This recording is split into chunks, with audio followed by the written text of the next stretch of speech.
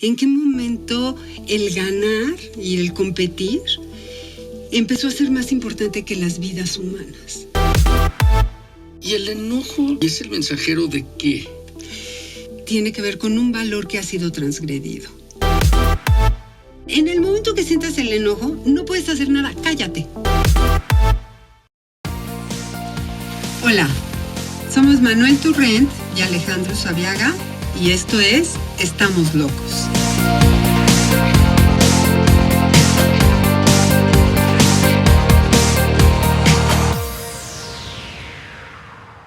Hoy con el tema Anger Management en la vida diaria.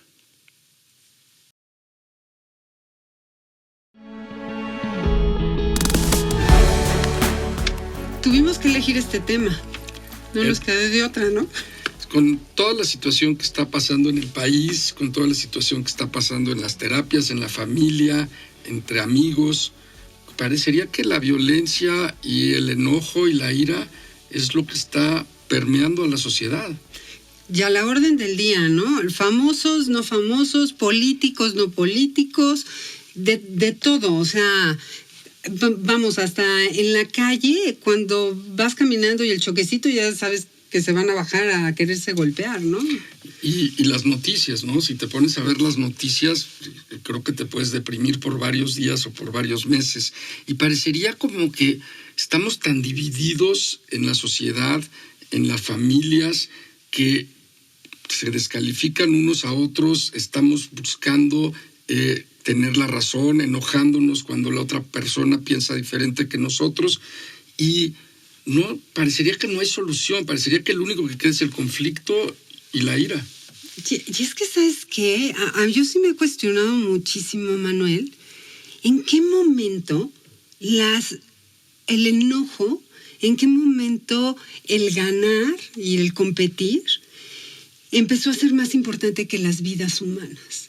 Porque no es posible que en este país, al día de hoy, sigan muriendo 11 mujeres por feminicidios, 80 hombres también, o sea, y mujeres por asesinato. Todos los días. Todos los días. Y que nosotros ya no lo estemos viendo, ni siquiera lo registremos. Uh-huh. O sea, que la vida de las personas ya no tiene como este valor que debería de tener, ¿no? Lo tiene para las familias. Y si agregamos aparte que hay 100,000 desaparecidos el día de hoy en el país, que las familias, los amigos de esas 100,000 personas, o sea, debe de ser un infierno vivir eso, ¿no? De que tú no encontrar a tu familiar.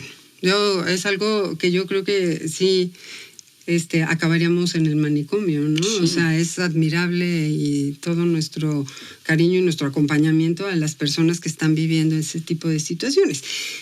Pero bueno, en este momento de lo que nos toca conversar es un poco de dónde viene, o sea, en qué momento nos perdimos y qué fue lo que nos ha llevado a este lugar. A mí me gusta por donde empiezas de esto de la competencia, ¿no? Uh-huh. Dicen que la iniciativa privada empezó cuando alguien puso la primer barda en su terreno hace muchísimos años, miles de años, y entonces empieza la propiedad privada, empieza la agricultura y empieza la competencia, porque cuando éramos nómadas eran más bien grupos que cooperaban entre ellos, y eso no quiere decir que no hubiera violencia o que no hubiera enojos, uh-huh. pero seguramente eran menores porque aprendían a convivir entre ellos y a cuidarse entre ellos.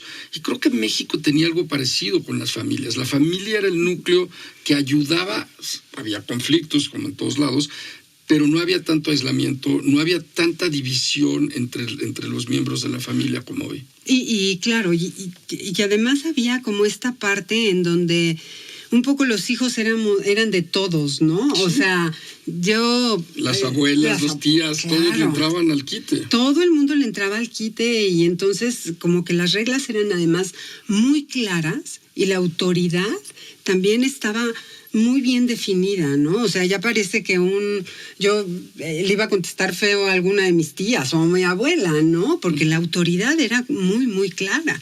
Claro. Entonces, y teníamos pues como este grupo de soporte, que sí, que si no estaba tu mamá, estaba tu tía, estaba la vecina, sí, éramos un colectivo. Sí, y ahora lo que sucede con las familias y con las parejas, que viven en departamentos normalmente aislados, teniendo poco espacio para salir a la calle, ya nadie sale a la calle a jugar, ni a un jardín, teniendo no solo eso de poco espacio, sino aislados. Las familias nucleares se volvieron como muy aisladas de la familia completa, y eso ha generado también que se le pida a la pareja y a los hijos que se resuelvan todos los problemas de todo índole en ese espacio, cuando antes lo podías resolver con la familia extensa y con amigos y con más gente. Claro, y además si a eso le sumamos el hecho de que estamos viviendo en este sistema que lo que nos enseña es a tener que ser los mejores en todos y nos hemos impuesto, porque me encantaría decir que yo no soy parte de esta sociedad, pero sí como sociedad nos imponemos esta parte en donde tengo que ser la más bonita, pero tengo que tener más dinero, pero tengo que tener más títulos, pero tengo que tener más empleados, entonces es una competencia todo el tiempo, ¿no? Y en esa competencia pues todos pierden, ¿no? Porque al final parecería que hay muchos ganadores, pero hay muy pocos ganadores, porque en la pirámide, pues los que van perdiendo en la competencia se sienten deprimidos, se sienten tristes, se sienten inadaptados y empiezan a tener un enojo como crónico, ¿no? Parecería como que están enojados crónicamente, y de repente no sabrían como por dónde resolver el enojo. Y entonces ahí empezamos a ver cosas como cómo resuelve cada quien su enojo. Porque el enojo es importante, pero cómo lo resolvemos y después, ¿por qué es importante el enojo? A ver, el enojo es muy importante porque siempre viene a decirnos algo. Pero además, déjame, ahorita regreso a este punto, pero el que tú mencionaste anteriormente me parece súper importante, Manuel, porque si nosotros a lo que la sociedad nos está enseñando es a competir y además nos quedamos aislados, como tú dijiste, en un departamento, papá, mamá y hijitos, entonces pareciera que también tenemos que competir entre nosotros. Y entonces, en lugar de hacer esta unión y este equipo de, a ver, aquí hay un problema, hay que resolverlo, es intentar ganar para ver quién tiene la razón. Y entonces en todas las discusiones, en todos los pleitos es, yo quiero ganar, porque es lo que aprendí en la sociedad y aparte está muy valorado en los trabajos, en la economía, el ganador, o en los deportes, en todos lados está muy valorado. Entonces llego a mi casa a querer hacer lo mismo, quiero ganarle a mi esposa, quiero ganarle a mis hijos, y se vuelve en un espacio reducido una guerra terrible. Terrible, ¿no? Y si a eso le sumamos el hecho de que quien tenga más poder, y aquí sí vamos a hablar, el que lleva más dinero, o el que grita más fuerte, o de todas formas, o sea, como que esto se vuelve una lucha que no es pareja, además, ¿no? Y entonces la impotencia de la otra persona, pues ahora sí, vamos subiendo y vamos subiendo y vamos subiendo, y lo más interesante es que las dos personas se sienten víctimas. Sí, pero aparte sí lo que dices me parece fundamental.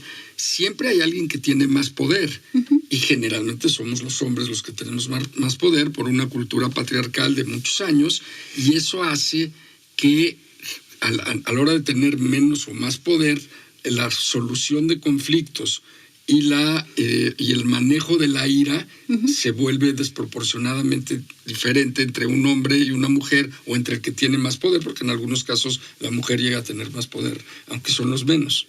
Claro, pero entonces sí vemos estas escaladas en donde a mí me ha tocado, y yo creo que a ti también, cuando estamos trabajando con alguna familia o con alguna pareja y dice siempre está enojada o siempre está enojado, ¿no? Claro. Y siempre contesta mal y siempre me ignora, y hay todo este tipo de violencias que vienen después del enojo, ¿no? Y más como cuando hablamos de parejas, entonces hay esta noción de pensar que esto es parejo.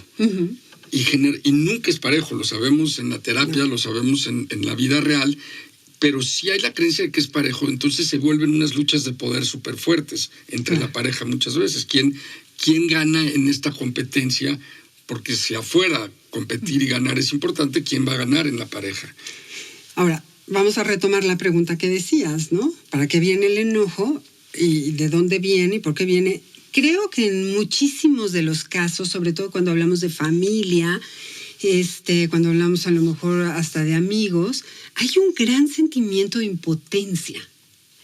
Pero la parte interesante es esta que tú hablabas desde esta sociedad y muy atravesada por el patriarcado. Pareciera que no podemos demostrar como nuestras emociones tal cual son, ¿no? O sea, porque te ves como débil. Y en el tema de la ira y del enojo, es como los hombres los podemos demostrar más fácilmente, pero para las mujeres siempre hay una crítica cuando una mujer demuestra sus emociones, ¿no? Hay muchos apelativos con eso. No, bueno, de las cuales no los voy a mencionar ninguno de esos, pero sí, todas sabemos lo que pensamos de una mujer enojada, ¿no? Así es. Pero también, como están dentro de este sistema, también ya hay la frustración, la desesperación, la impotencia, se empieza a demostrar desde ese lugar, ¿no? Claro. Entonces, si hay una emoción detrás del enojo que normalmente disfraza el enojo. Sí. Y el enojo es el mensajero, ¿y es el mensajero de qué? De un valor, normalmente, tiene que ver con un valor que ha sido transgredido. O sea, por ejemplo, si la señora está enojada porque ella está limpiando la casa y el esposo está viendo el fútbol y de repente empieza a tener como estos malos modos, ¿no? Ya sabes, de hablar golpeadito y empezar a... Página de ayuda. Ay, sí. Claro. Todo. Tiene toda la razón. Claro que tiene toda la razón, pero en lugar de cuestionarse, a ver, ¿qué es lo que me está pasando? ¿Qué es lo que necesito? Ajá. Lo único que hace es demostrar el enojo. Y seguramente está siendo transgredido para ella el valor de la equidad o de la justicia, del cuidado del otro, o sea, porque cada quien tiene valores diferentes, ¿no? Pero hay un valor que está siendo transgredido. Y cuando ese valor está siendo transgredido, entonces hay enojo y también hay una... Parecería como que la necesidad que yo tengo, como que hay un bloqueo de poderla expresar, ¿no? Como si no fuera tan fácil decir que yo necesito algo, ¿no? Y entonces el enojo es el que aparece como el mensajero de decir aquí algo no está funcionando. Porque además, o sea, qué mal, porque no sabemos leer el pensamiento del otro, ¿no? Lástima. Y entonces nos contamos ahora sí me quiero hablar de mitos urbanos, ¿no? Él debería de saber de lo que yo estoy necesitando, ¿no? Además, ¿ustedes de qué me van a hablar? Sí, esto es mi temperamento. Yo nací siendo explosiva o explosivo, ¿no? Claro, así soy. Así soy. La mecha corta. Sí. Todos estos mitos que nos contamos, ¿no? A mí nadie me puede parar. O sea, yo nunca me he podido detener ante el enojo, ¿no? No es cierto. O sea, esas son mentirísimas. Pues claro que son mentiras, porque el enojo, o sea, yo siempre pienso como... Todos nos enojamos. Todos. Y el enojo nos está diciendo que hay un valor que fue transgredido. Ahora, el tema es cómo resuelvo el enojo. Porque yo puedo resolver el enojo matando a alguien. Ahora sí resolví mi enojo. Pero puedo resolver el enojo también de una manera un poco más tranquila, diciendo que estoy enojado, que me siento mal porque este valor fue transgredido y podemos platicar sobre el tema. Parecería que son como el extremo súper violento y un extremo donde se pueden resolver los problemas, donde se puede resolver la ira y que viene como pudiendo expresar mi necesidad, los valores transgredidos. Claro. Y entonces, ¿cómo expresar el enojo? ¿De dónde lo aprendimos a expresar ese enojo? Nos lo modelaron. Papá, mamá, el vecino, el actor, el político, no lo muestran. O sea, si nosotros prendemos la televisión, lo que vemos es maneras en las cuales la gente gestiona su enojo. Y aparte parecería que el que se enoja más gana más, claro. También en esto de la competencia, sí, ¿no? Entonces claro, yo me enojo más, yo gano más. Claro. Y entonces lo aprendimos en la familia y lo reproducimos con nuestra siguiente generación. Siempre. Siempre. Y estoy escuchando a la gente diciéndonos, no, es temperamento. Sí, o esto es heredado, o yo así nací. Ah, sí, claro. Hay una estadística que a mí me gusta. Más o menos como el 95% de los casos de explosividad y de ira de impulsividad y no controlada y no manejada, tiene que ver con lo aprendido, y solamente un 5%, o es más, creo que es el 3%, para ser exactos, tiene que ver con un problema neurológico, que sí puede haber casos que sean un problema neurológico, pero son muy pequeños los casos que tienen. Claro, y yo creo que estoy pensando como papás, cómo ayudamos de repente muy bien a nuestros hijos a gestionar otro tipo de emociones. Por ejemplo, si nuestro hijo se pone triste, o nuestra hija se pone triste, normalmente podemos estar para él o ella y podemos acercarnos y apapachar. Pero ¿cuál es nuestra reacción cuando nuestro hijo o nuestra hija se enoja? Normalmente nosotros acabamos enojándonos más. Sí. Entonces, no es que nosotros le estemos modelando cómo gestionar su enojo. Al revés, estamos prendiendo la llama. Prendiendo la llama, así es.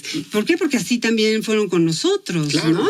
Claro, pero entonces, cuando veo que mis hijos están explotando, pues ahora sí que primer llamada de atención terrible. Cuando veo que mis hijos se enojan y pelean, muchos dicen, pues pelean como cualquier hermano. Y no, hay formas de discutir, hay formas de pelear. Cuando esto empieza a ser agresivo, cuando esto empieza a ser explosivo, me tengo que voltear a ver a mí. Claro. Y también cómo voy a ayudar a mis hijos a gestionar su enojo, ¿no?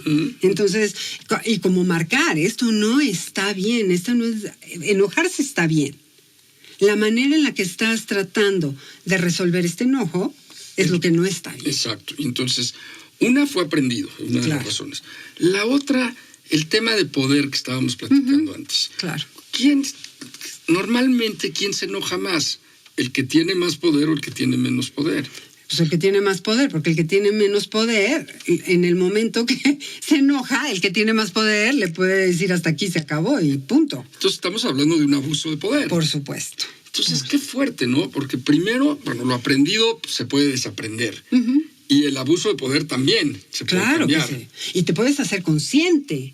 De que estoy abusando de mi poder. Creo que eso es la parte más importante. Hazte consciente del poder que tienes. O sea, si tú llegas y les gritas a tus hijos, es porque tienes el poder para hacerlo. Si le gritas al vecino, es porque te sientes también que tienes el poder para hacerlo. Y yo siempre tengo como esta imagen, ¿no? Donde si el poder lo tiene el papá le grita a la mamá al hijo mayor, el hijo mayor al siguiente y el siguiente al perro, casi, ¿no? Y se va bajando así de los gritos. Y es difícil que sea al revés, aunque de repente hay luchas de poder, como decíamos antes. Pero entonces, con estos dos elementos, creo que pueden ayudar a decir, bueno, yo puedo gestionar mi enojo de otra manera, puedo desaprender lo aprendido y puedo quitarme del lugar de abusar de mi poder. Y creo que ayuda, no sé si a ti te hayas pasado, cuando el que está abusando del poder recuerda cómo le pasó a él cuando era niño, porque si esto fue aprendido, pues a él le pasó también cuando era niño. Y puede ponerse en los zapatos de su hijo o de su pareja cuando él está explotando. Creo que ahí empiezan a poder caer algunos 20, no sé si te asustas. Fíjate que a mí me parece que sí, hay que acordarnos cómo se siente cuando tú estás en el lugar vulnerable, ¿no? Porque eso te ayuda, o sea, cuando has sentido tu miedo, ¿no? Porque yo nada más de ver los ojitos, por ejemplo, de los niños cuando escuchan al papá o a la mamá gritar, bueno, pues a ver, me voy a cuestionar si yo también alguna vez en mi vida he sentido ese miedo. Y esto no es algo que se vaya a olvidar. No, nadie nos olvidamos de eso. Fíjate que el otro día estaba leyendo un artículo de una chava, que ella decía que algo que no podemos perder en los niños, tenemos que trabajar mucho para que sean empáticos, porque las estadísticas dicen, la presentaba ahí, que los niños y las niñas hasta primero de primaria son igual de empáticos y son igual de cooperadores y son igual de todo. Pero que cuando entran a primero de primaria, como eso de los 6 años, 7 años, en ese momento los hombres empiezan a perder la empatía. Y esto sí es un mensaje del patriarcado, porque es cuando los ponen a competir, ¿no? Claro. Entonces es cuando les dicen, ya no puedes conectarte con el sentimiento del otro, porque si me conecto con el sentimiento del otro no le quiero pegar. Claro, pero y entonces, y eso también, lo que pasa en la familia se reproduce en la escuela también. Claro. Y entonces en la escuela empiezan en este tema de competencia, en donde entre los hombres, y sé que entre las mujeres también sucede, aunque en menor medida, empiezan a molestarse, tratando no solo de molestar como un juego, como ellos dicen, porque la mayoría de la gente dice, pues esto es solo un juego, sino como una manera de imponerse al otro. Y el otro tiene que aguantar la broma, porque si no la aguanta, le va a ir peor, lo van a bulear, le puede ir mucho peor. Entonces se vuelven competencias de enojo, ¿no? Fíjate que ya lo tenemos. Ya sabemos que esto es el enojo. Ahora, ¿qué se hace con esto? Porque ya nos enseñaron mal. ¿Estás de acuerdo? Ya aprendimos mal, ya somos explosivos, ya lastimamos, ya entramos en esta lucha de poder, ya quiero que tú hagas lo que yo estoy pensando que quiero que hagas, y como no lo haces, entonces vivimos enojados y seguimos explotando, y entonces la situación se nos viene encima. ¿Qué hacemos con esto? Bueno, yo creo que a mí me encanta una metáfora que tú siempre cuentas del hombre lobo, porque esa es una de las primeras cosas que podemos hacer, ¿no? Claro. No sé si la quieras compartir. Sí, yo creo que todos hemos escuchado esta historia del hombre lobo, que es este hombre que de repente amanece un día tirado en el bosque y todo lleno de sangre, la ropa desgarrada, pero no tiene la menor idea de lo que le pasó. Llega a su casa, su pareja le dice, bueno, pero ¿dónde estás? ¿Qué pasó? Y él no sabe explicarle qué pasó. Vamos, va, se baña, se limpia, se asea y se sirve un café, abre el periódico, dice 2 muertos por mordida de hombre lobo. Y pasa el tiempo, le vuelve a pasar lo mismo. Ya lo que abre el periódico, 1 muerto por mordida de hombre lobo, y le vuelve a pasar lo mismo, y 3 muertos por mordida de hombre lobo.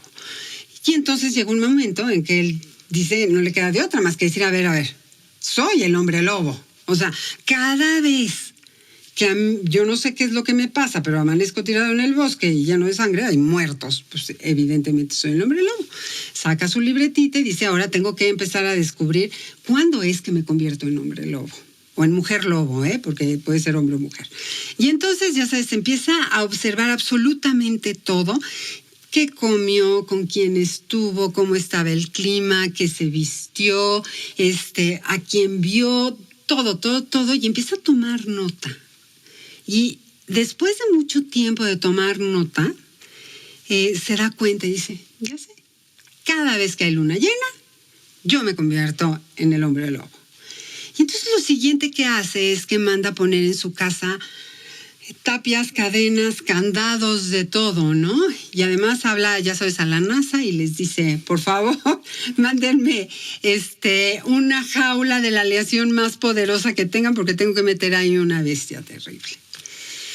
Lo siguiente que hace es que obviamente sienta a su familia y les dice, a ver, yo quiero que tengan muy claro algo. Yo soy el hombre lobo o soy la mujer lobo. Y entonces, cada vez que hay luna llena, yo me convierto en lobo. Entonces, cada vez que empieza a salir la luna llena, lo que ustedes tienen que hacer es poner todas las protecciones, todas las cadenas, todos los candados, y escuchen lo que escuchen afuera, no pueden abrir, porque no soy yo, es el hombre lobo. Y el hombre lobo es capaz de matar a las personas que yo más amo.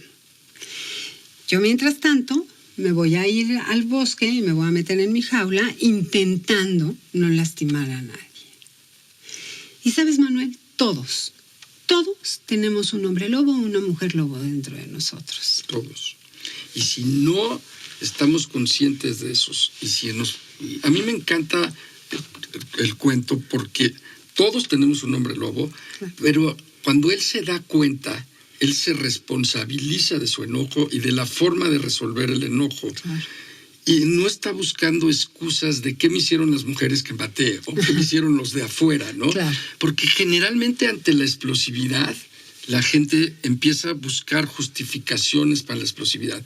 Yo siempre les digo, claro, si no hubiera una justificación a tu explosividad, estarías loco. Claro. O sea, ¿quién agarra y le pega a alguien nada más porque sí, o pega de gritos nada más porque sí? Claro. Pero esa justificación hace que no me voltee a ver a mí, el hombre lobo se voltea a ver a él. Claro. Entonces dice, yo tengo que hacer algo, porque yo soy el que estoy explotando, yo soy el que estoy lastimando. Y las lunas llenas normalmente son estos valores. Normalmente es cuando me enfrento a algo que transgrede alguno de mis valores, ¿no? Después de esto de hacernos consciente, algo que hacemos nosotros mucho es llevar a la persona a identificar cómo se vive su propio enojo, cuáles son sus lunas llenas, qué es esto que lo prende. Y ¿sabes algo, Manuel? Yo lo que sí les puedo decir es que tenemos como todas las técnicas del mundo, ¿no? O sea, respira hondo, salte a caminar. Yo últimamente lo que pienso es, en el momento que sientas el enojo, no puedes hacer nada, cállate.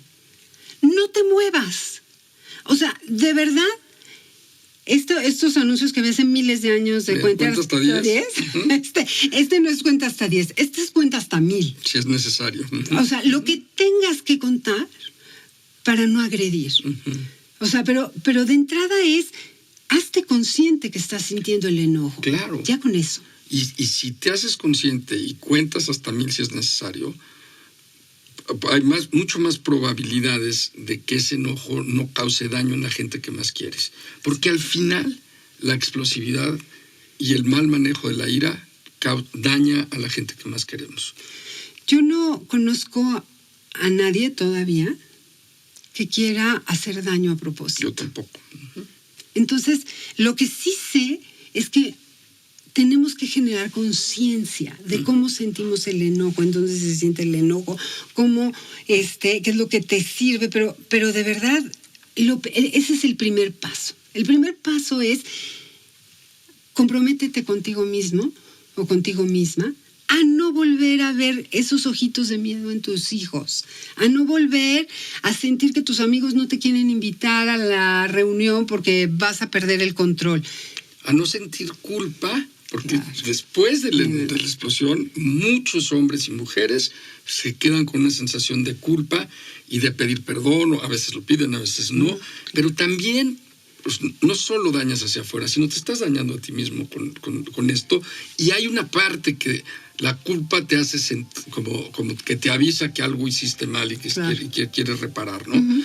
Para ir cerrando, Ale, ya vimos como qué es el enojo, cómo se maneja el enojo. ¿Cómo quisiera cerrar este podcast? Yo creo que este es un tema que da para muchísimo. Yo lo que quisiera decir es, no hay nada que justifique el que lastimes a alguien, ni física, ni verbal, ni emocionalmente. Nada. No hay nada que esa persona hubiera podido hacer que te justifique a ti por haber lastimado. Hazte responsable. Totalmente de acuerdo. Nada más que decir. Muchas gracias. Gracias, Manuel.